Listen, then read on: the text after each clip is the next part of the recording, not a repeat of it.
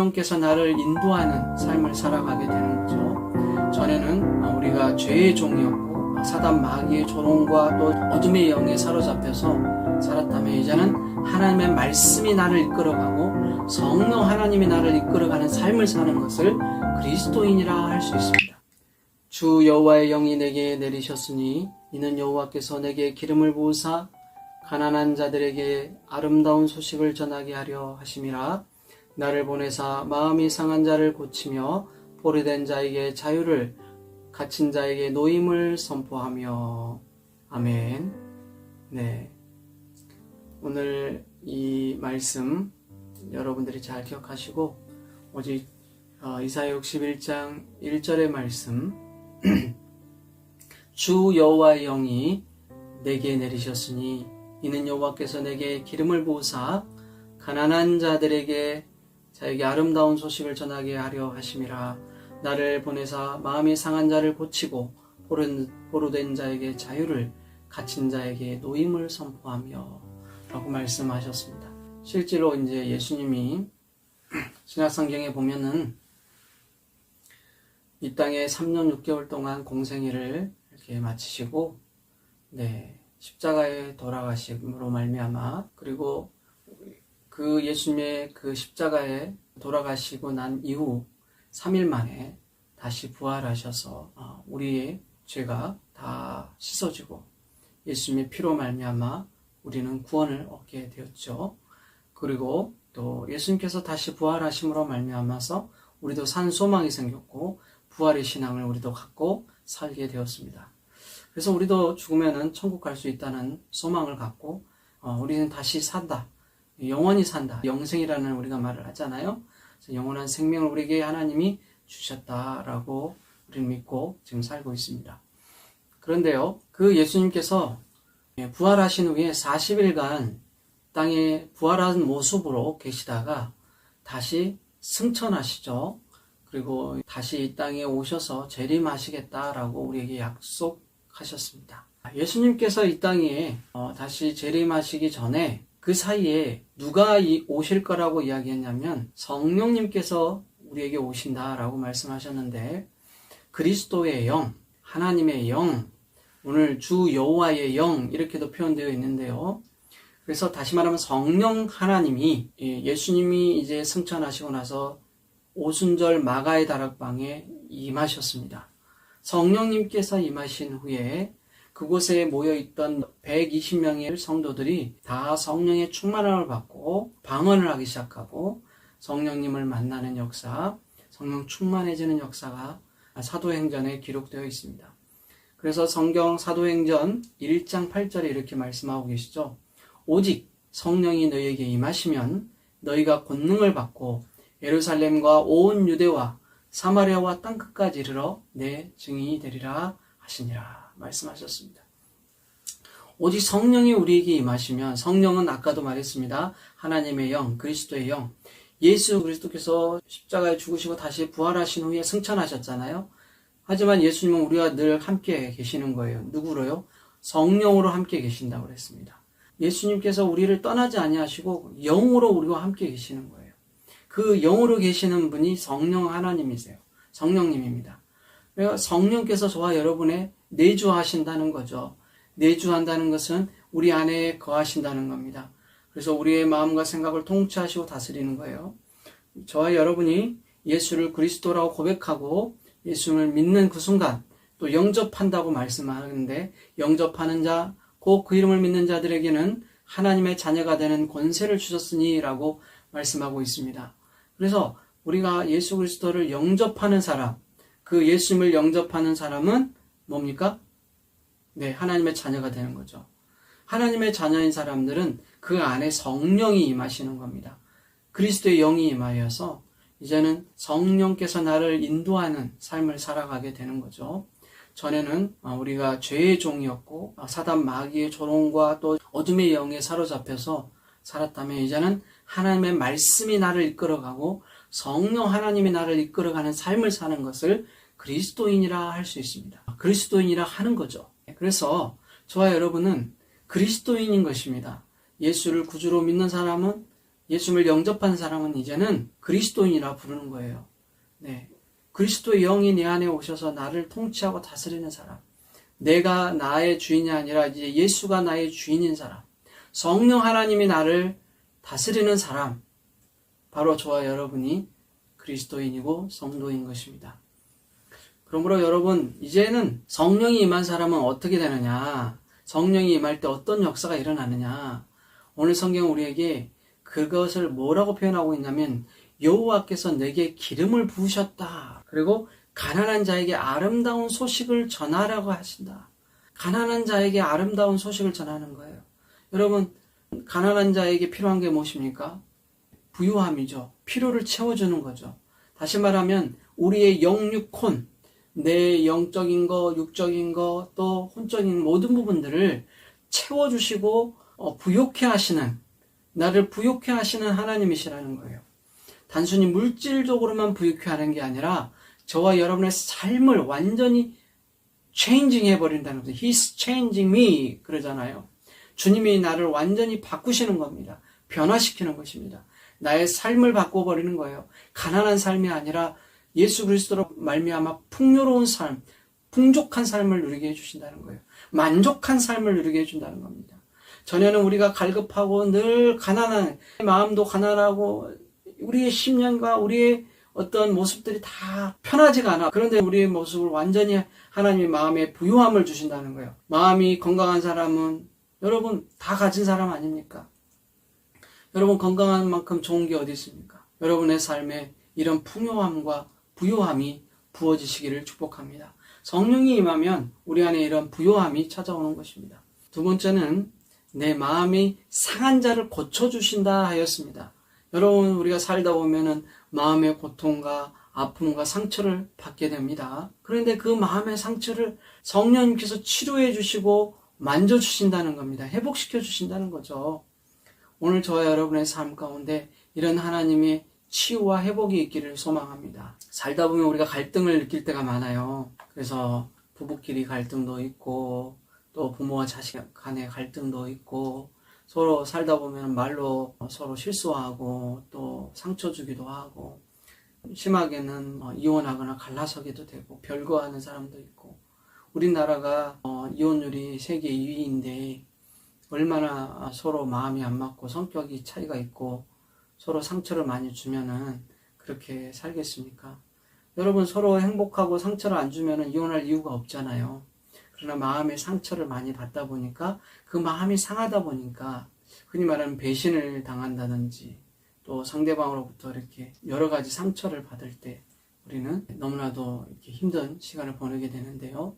맞습니다. 그럴 때 우리 안에 이 상처, 부부 간의 상처, 부모와 자식 간의 상처, 자식들은 부모로부터 좋은 것을 배워야 되는데 상처를 받는다든지 말과 행동으로 부모들이 또 자녀들을 상처를 줄 때도 있고 반대로 또 자녀들이 부모를 상처를 줄 때도 있습니다.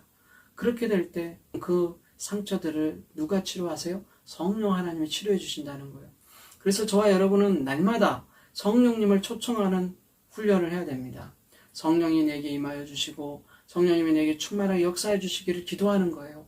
앉으나 서나 길을 갈 때나 걸을 때나 또 여러분 무엇을 할 때든 성령 하나님 내게 임하여 달라고 성령 하나님 내게 역사해 달라고 나의 상한 마음을 치료해 달라고 성령님께 고백하고 자꾸 아뢰야 돼요. 예레미야 33장에 보면 뭐라고 말씀하고 있습니까? 너는 내게 부르짖으라 내가 내게 응답하겠고 네가 알지 못하는 크고 은밀한 일을 내게 보이리라 말씀하셨습니다. 사랑하는 여러분, 여러분의 삶에 하나님께 무엇을 위해 기도하고 계십니까? 여러분 마음의 상처와 아픔들을 놓고 기도하십시오. 여러분 마음의 상처가 치료되지 않은 사람은 건강해질 수가 없습니다. 제가 늘 설교할 때도 강조하는 것 중에 하나가 있는데 그게 뭐냐면 우리 안에 상처가 났어요. 제가 오늘 상처를 입었는데 이렇게 보이십니까?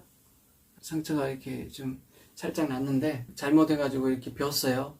근데 이 상처가 났을 때 여러분들 이거 같은 거는 이제 상처가 작은 거니까 괜찮은데 큰 상처가 났다든지 뭐 저도 축구를 좋아하다 보니까 축구 차다 보면 넘어지고 뭐 이렇게 하다 보면은 상처를 입을 때가 있고 그러거든요. 그럼 그거를 그냥 방치하고 내버려 두다 보면은 여러분 특히 쓸린 데 있잖아요. 상처를 입잖아요. 껍질이 벗겨진다든지 피가 나요. 그거를 가만히 놔두다 보면 어떻게 됩니까? 피가 흐르고 자연적으로 치유될 수도 있는데, 건강한 아이들이나 면역력이 좋은 사람들은 치유가 됩니다. 자연 치유가 될 수도 있습니다. 피 자체가 또 그런 좋은 세균이 있기 때문에 사람 몸의 상처들을 치료해 주는 게 있지만, 사람이 몸이 건강하지 못하다 보면 나이를 들수록 상처가 치유가 쉽게 안 돼요. 그러면 어떻게 됩니까? 가만 놔두면 고름이 생기기도 하고, 제가 옛날에 상처가 났었는데 그거를 이렇게 빨리 약을 바르지 않고 놔뒀더니 나중에 고름이 생겨버리더라고요. 흉터가 아직도 있어요. 그 상처를 빨리 해결하지 못함으로 인해서 제가 나중에 약을 바르고 했더니 그게 흉터가 져버렸어요. 늦게 치료를 하니까 흉터가 사라지지 않더라고요. 마찬가지입니다. 여러분의 인생을 살다 보면 우리 안에 상처들이 있습니다. 그 상처들을 빨리 해결해야 돼요. 상처가 빨리 해결되지 않으면 여러분 그 상처로 인해서 우리가 아픔을 겪을 뿐만 아니라 너무나 많은 고통을 당하게 되고, 그 상처가 또 빨리 아물지 않음으로 인해서 받는 고통, 또 치료가 어느 정도 됐어도 우리 삶에 그 자국이 남기 때문에 그래서 우리가 받는 여러 가지 스트레스와 수치와 또 아픔들을 겪게 됩니다. 그러므로 여러분, 우리가 상처를 빨리 치료받게 원하시는 분들이라면 여러분 마음의 상처, 특히 육신의 질병도 있지만 마음의 상처가 깊은 사람들은 특별히 여러분 성령님을 초청하시기 바랍니다. 성령님이 내 안에 오셔서 나를 통치하고 다스려 주시고 내 안에 오셔서 나의 상한 마음을 치료해 주시기를 늘 기도하십시오. 그러면 성령님께서 우리의 마음을 만져주시고 회복시켜 주실 줄 믿습니다. 오늘 성경은 우리 그걸 약속하고 계시는 겁니다. 그래서 마음이 상한 자를 고치시고 포로된 자에게 자유를, 갇힌 자에게 노임을 선포한다 말씀하셨습니다. 할렐루야. 제가 이제 교도소 선교도 여러 차례 늘 하고, 이제 얼마 전에도 교도소 선교 다녀왔는데, 안양교도소 다녀오고 서울구치소 가서 이제 복음을 전하고 이렇게 사역하고 왔는데요. 거기 갇혀 있으면 뭐가 힘듭니까? 먹고 자고 또 생활하는데 불편함이 있어요.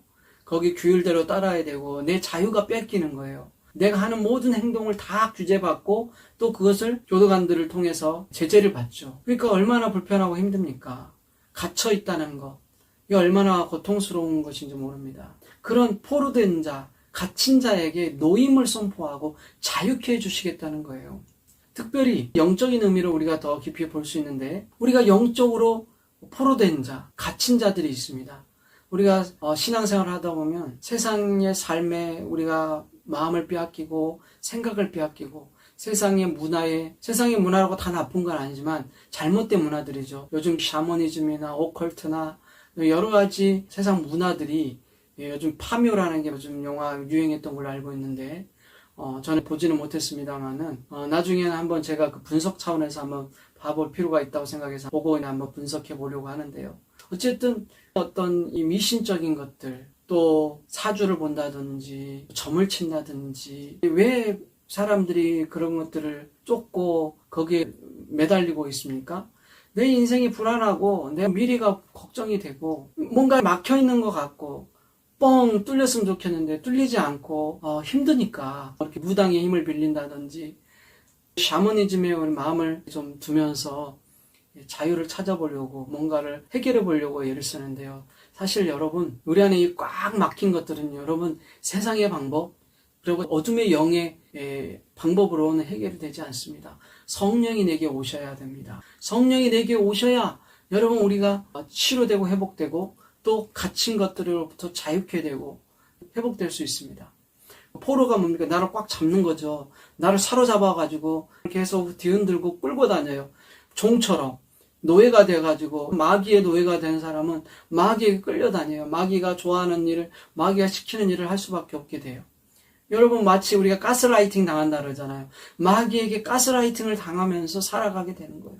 그러니까 그런 사람들은 늘 눌려 있어요. 영적으로 기도도 안 나오고, 찬양을 해도 찬양이 가사가 하나도 들리지도 않고, 찬양이 별로 이렇게 마음에 와닿지도 않고.